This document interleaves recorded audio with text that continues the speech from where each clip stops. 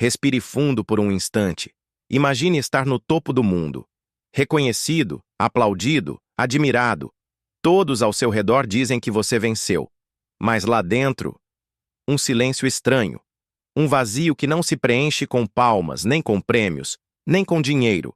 O riso está nos lábios, mas o peito não acompanha. É um eco abafado de algo que foi esquecido no caminho. Jim Carrey sabe disso, e teve coragem de dizer em voz alta o que muitos tentam esconder.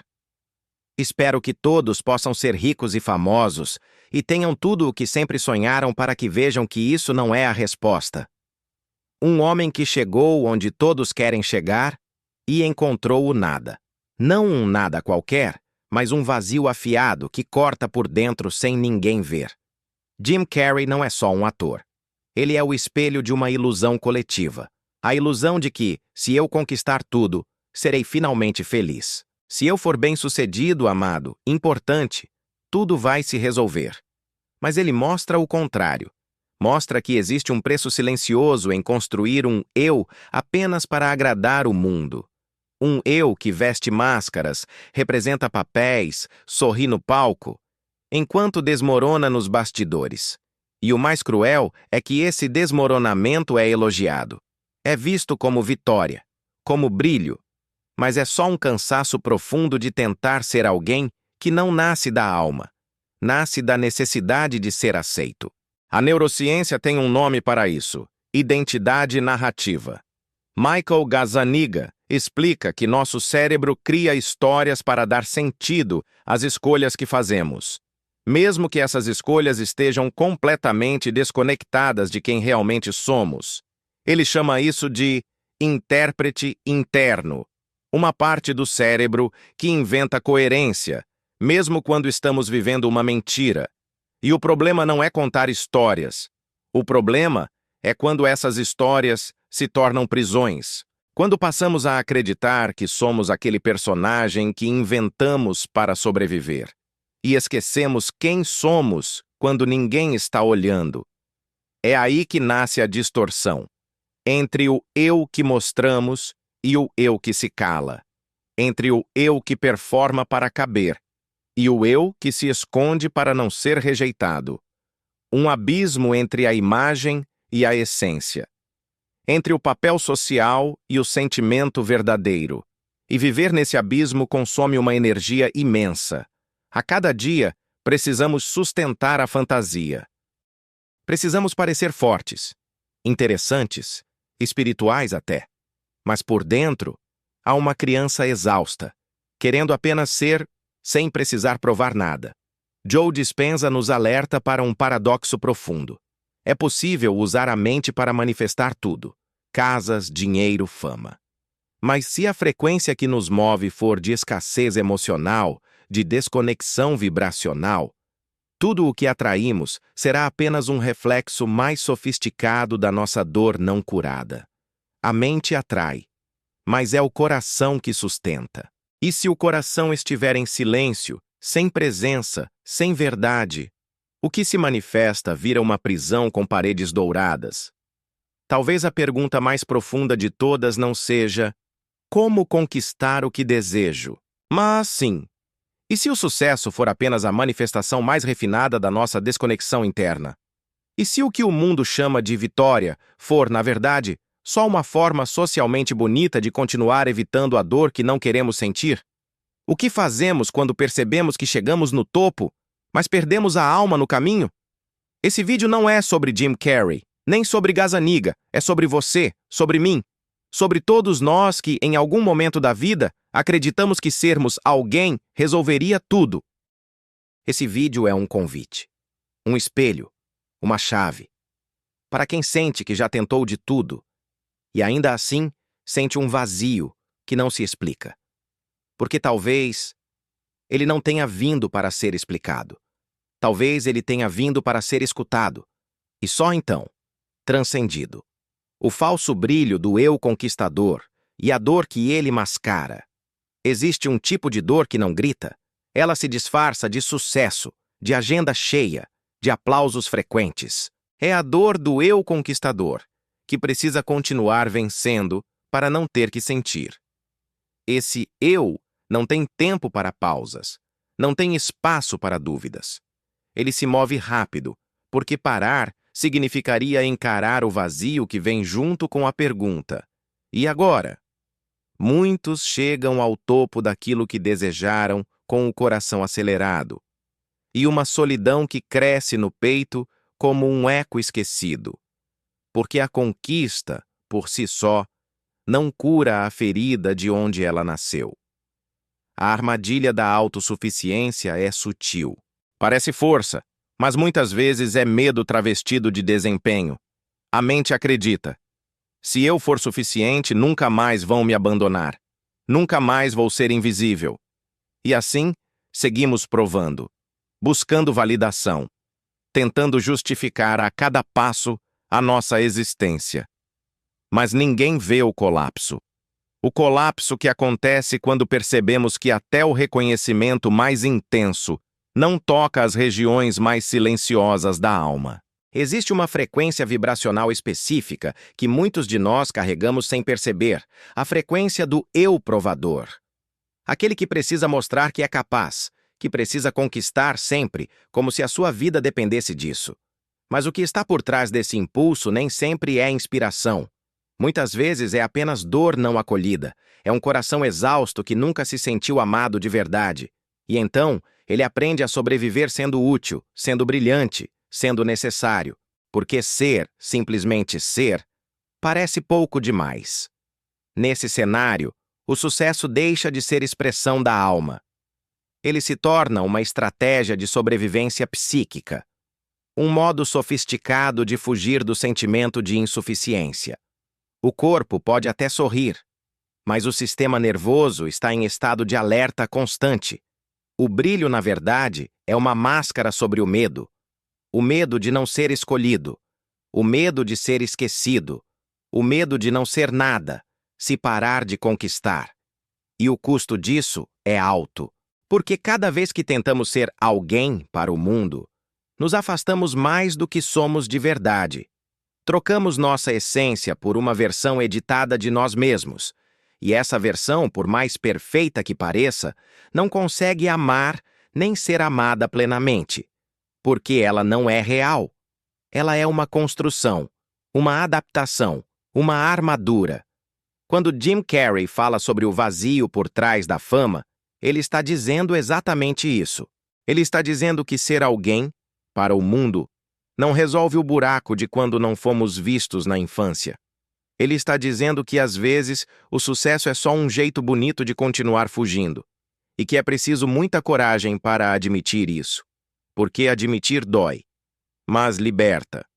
A pergunta que fica no ar é simples, mas profunda.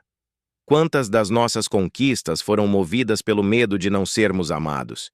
E se a resposta for quase todas, talvez seja a hora de mudar a direção. Não para parar de conquistar, mas para começar a viver a partir de outro lugar. Um lugar onde o valor não precisa ser provado, onde o ser basta, onde a paz começa, o erro invisível de manifestar a partir da carência identitária. Há algo profundamente sedutor na ideia de que podemos criar nossa realidade, de que basta desejar, visualizar, alinhar, e o universo responde. Mas há um ponto cego que quase ninguém menciona, o lugar de onde esse desejo nasce. Porque manifestar a partir da carência não é manifestação, é repetição. É tentar atrair o novo com a mesma frequência emocional que nos mantém presos ao antigo. E quando isso acontece, até o que chega pode virar prisão. É por isso que tantas pessoas manifestam exatamente o que pediram. E mesmo assim, sentem um vazio silencioso. A casa dos sonhos não aquece o peito. O relacionamento ideal não dissolve a solidão. A carreira tão visualizada não traz o senso de pertencimento, porque o desejo nasceu de um eu fragmentado. Um eu que ainda está tentando compensar, provar, curar. E a energia do desejo carrega a assinatura vibracional de quem o emitiu. Joe Dispenza fala sobre isso com clareza. Ele mostra que o cérebro, por mais poderoso que seja, não é a alma. E que, quando usamos nossas capacidades mentais para atrair algo, sem antes curar o ponto interno de onde esse desejo brota, o que criamos é apenas uma realidade externa, disfarçada de realização interna. Mas o coração sabe. Ele sempre sabe quando aquilo que temos não nos preenche. Ele sente o descompasso entre o que manifestamos e o que realmente somos. Esse é o paradoxo da manifestação. Ela funciona, mesmo quando nasce do lugar errado, porque a mente cria, mas a alma não se engana. E a maior dor não é fracassar, a maior dor é conseguir, e ainda assim se sentir vazio. É quando a prisão deixa de ser o que falta e passa a ser o que chegou. O novo ego nasce aí, mais sofisticado, mais elegante, mais evoluído. Mas, no fundo, ainda é o mesmo mecanismo, o mesmo medo de não bastar.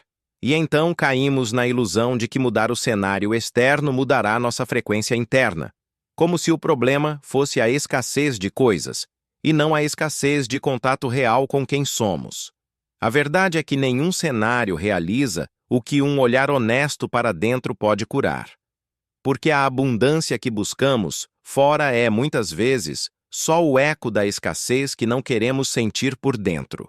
Quando manifestamos algo que atende ao cérebro, mas não à alma, criamos uma realidade que parece perfeita, mas não vibra com autenticidade. E essa dissonância vai nos corroendo aos poucos, porque não há paz onde há desconexão. O sucesso, o amor, o reconhecimento, tudo isso perde o sabor quando não nasce de um eu inteiro. Quando não nasce de um lugar onde já nos sentimos completos antes mesmo de conquistar. O que precisamos não é de mais poder para manifestar. É de mais silêncio para perceber de onde o desejo está vindo. Se ele vem da falta ou da essência, se ele vem da dor ou da presença, porque só o desejo que nasce de um coração curado pode gerar uma realidade que realmente nutre. O resto é só repetição sofisticada de um padrão antigo, quando a persona espiritual é só mais um papel, e não um reencontro. Nem todo despertar é encontro com o sagrado. Às vezes, é só fuga sofisticada.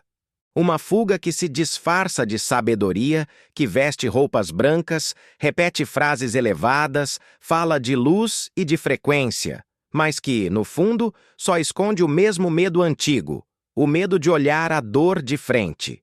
Porque é possível se esconder até dentro da espiritualidade. É possível transformar a busca interior em mais uma performance, mais um papel, mais uma forma de ser aceito, de se sentir especial, de escapar do que dói. Há pessoas que trocam a máscara do sucesso pela máscara do guru, que deixam de buscar reconhecimento no mundo, para buscar reconhecimento no invisível. Mas a dinâmica é a mesma. Ainda é o eu personagem tentando se provar digno.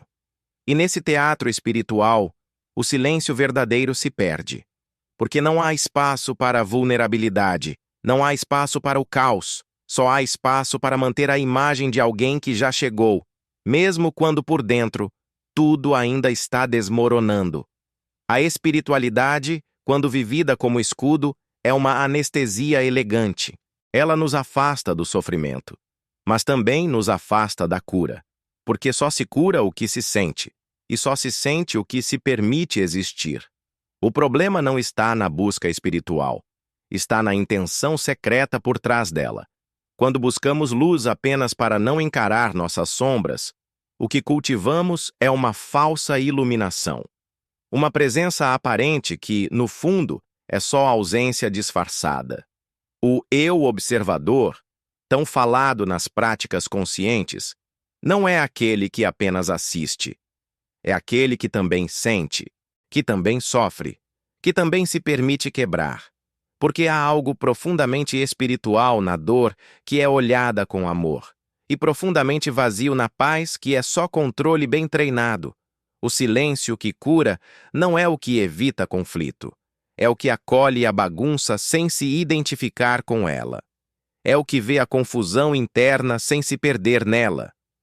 Esse é o verdadeiro despertar. Quando a persona espiritual é só mais um papel, ela não liberta, ela sufoca. Ela impede o choro sincero. Ela sufoca o grito contido. Ela transforma o sagrado em um palco onde o ego continua sendo o protagonista. E o mais triste é que, por fora, parece que está tudo bem. Mas por dentro, o vazio grita. Porque a alma não quer mais um personagem. Ela quer um retorno. Um espaço onde possa ser quem é, sem precisar se esconder atrás de frases prontas. A espiritualidade real não começa quando acumulamos técnicas. Ela começa quando nos despimos de todas. Quando olhamos no espelho e reconhecemos quem somos, com luz e sombra, com dor e beleza, com confusão e entrega. É aí que a verdade começa a respirar. É aí que o coração se alinha com algo que não precisa provar mais nada. Porque já existe, já basta. E quando esse espaço se abre, o que nasce não é uma nova identidade espiritual. É uma liberdade que não precisa mais de identidade alguma. É o fim da busca como esforço e o início do encontro como rendição. O silêncio que revela. Uma técnica simbólica para esvaziar o ego que ainda quer vencer. Há um tipo de silêncio que não é ausência de som, mas ausência de esforço. Um silêncio que não precisa conquistar, provar, nem convencer.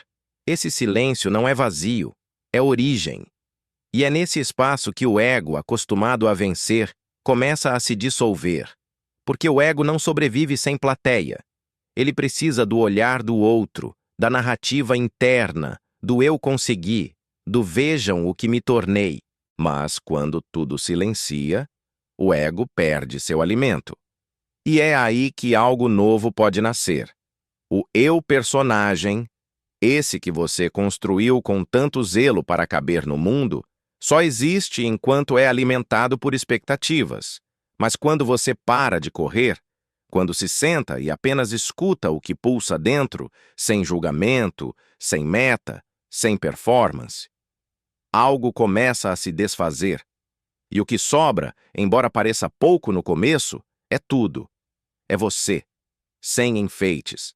É você antes da história, antes da comparação, antes da ferida. Desapegar da necessidade de vencer não é desistir da vida. É voltar para um estado mais puro, mais vibrante, onde tudo o que se manifesta vem de um lugar que não está mais contaminado pelo medo. A mente cria para se proteger, mas o coração cria para expressar. A técnica da inversão vibracional começa assim. Você não vibra mais para conquistar, você vibra para entregar. Vibra por estar, vibra por ser, vibra porque sente. É uma vibração que não grita, ela pulsa, silenciosa, contínua, verdadeira. Joe Dispenza fala do campo eletromagnético do coração como um espaço onde há coerência entre emoção e intenção. E quando essa coerência acontece, a identidade emocional se reorganiza. Você não está mais no modo de sobrevivência, reagindo ao passado. Você está no centro do seu ser, onde não há mais urgência, só presença. E nesse campo, a manifestação não é uma técnica, é um reflexo de quem você é, não de quem você tenta ser. A meditação da ausência é, nesse contexto, uma chave simbólica. Não se trata de buscar experiências místicas. Trata-se de ficar com o que sobra quando tudo que é personagem se cala. Quem você é quando não tenta mais ser ninguém? O que emerge quando o esforço cessa? A resposta não vem em palavras. Vem em forma de espaço interno, de leveza, de uma alegria quieta, que não precisa de testemunhas. Esse reencontro não é eufórico. Ele é sereno. Ele não precisa convencer ninguém. Ele não se projeta no futuro. Ele apenas respira o agora. É o retorno à essência antes do nome, antes do rótulo, antes da comparação. E talvez seja nesse instante que algo em você finalmente descansa. Porque entende, sem precisar explicar, que não há nada a vencer quando você já voltou para casa. A metáfora da máscara de borboleta. quando o belo esconde o desespero do casulo. Há algo profundamente simbólico na imagem de uma borboleta que nunca pousa. Ela voa, desliza, dança no ar, mas parece que jamais encontra repouso. E embora a beleza encante quem observa, por dentro, talvez ela apenas carregue o desespero de um casulo que nunca foi verdadeiramente curado. Assim também é o ego quando se veste de sucesso, quando cobre feridas com sorrisos bem treinados e conquistas bem embaladas. A borboleta que nunca pousa é o eu ideal que sempre busca, sempre quer mais, sempre precisa provar que é suficiente. A máscara de borboleta é linda, colorida, socialmente admirada, mas ainda assim é uma máscara. E como toda máscara, ela esconde mais do que revela. Esconde o grito silencioso da alma que já não sabe mais quem é sem o aplauso. Esconde o cansaço de quem performa o tempo todo para parecer pleno, quando na verdade está se despedaçando por dentro. A beleza da máscara se torna uma armadilha. Ela seduz, ela protege, mas também aprisiona, porque quanto mais perfeita, mais difícil é tirá-la. Por trás do papel bem interpretado, há uma dor que raramente encontra voz. É a dor de nunca poder simplesmente ser. É a dor de viver um sucesso que, embora pareça grandioso, não nutre. E não nutre porque não nasce da verdade. Nasce da necessidade, da carência, do medo. E o que nasce do medo, por mais vistoso que pareça, não sustenta a alma por muito tempo. A alma tem fome de verdade, e verdade não se representa, se encarna. A fantasia do sucesso é sutil. Ela diz: continue, você está quase lá. Mas esse lá nunca chega, porque ele não existe fora. É uma miragem criada pelo ego para manter o jogo, e esse jogo tem um custo alto. Ele exige que você continue sorrindo, mesmo quando os olhos estão exaustos. Que continue dizendo, eu estou bem, mesmo quando algo em você já desistiu há tempos. A urgência de rasgar essa fantasia não é um gesto dramático. É um ato de coragem silenciosa. A coragem de não se esconder mais atrás do brilho. A coragem de pousar, mesmo sem saber o que vai acontecer. A coragem de dizer, não quero mais vencer desse jeito. Porque há um jeito de vencer que custa a própria alma. E nenhum troféu vale esse preço. A máscara sorri, mas os olhos ainda gritam. Essa frase poderia ser o retrato de tantos que vivem no topo, mas carregam o abismo por dentro. E talvez seja justamente nesse grito contido, nesse olhar que pede socorro mesmo atrás do brilho, que o convite mais verdadeiro se revela. Não para desistir de voar, mas para lembrar quem você era, antes de precisar de asas. Michael Gazzaniga, ao estudar os mistérios do cérebro, revelou a existência de um intérprete interno, uma parte da mente que costura narrativas, que inventa sentidos, que dá lógica até mesmo ao que não entendemos. Esse intérprete é mestre em criar coerência, mas nem sempre cria verdade, porque muitas vezes ele fala alto demais e impede que a alma fale. E a alma fala baixo. A alma fala no silêncio, na pausa, na inquietação que sentimos quando, mesmo tendo tudo, algo ainda falta.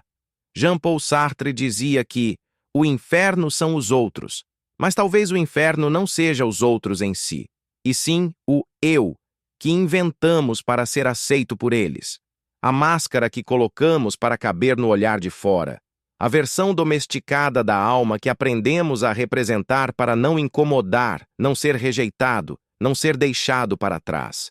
A performance do eu é uma prisão sutil, uma cela dourada, e nela, perdemos o contato com o que pulsa por trás de toda essa atuação. A verdadeira espiritualidade começa onde a personagem morre. Começa no momento em que você deixa de buscar mais títulos, mais conquistas, mais aprovações, e começa a buscar menos máscaras, menos esforço para ser algo, mais presença para simplesmente existir.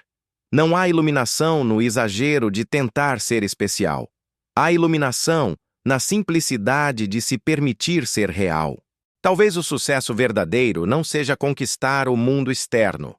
Talvez o sucesso mais profundo seja ter coragem de viver sem precisar provar que merece existir. Não mais mendigar afeto. Não mais justificar sua presença. Não mais usar conquistas como desculpa para ocupar espaço. Apenas ser. Apenas existir.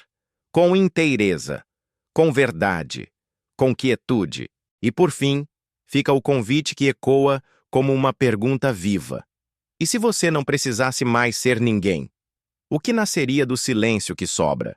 O que surgiria quando o eu-personagem finalmente se aquieta e o ser em sua nudez reencontra o próprio pulsar? Talvez ali, bem ali, esteja tudo o que você sempre buscou.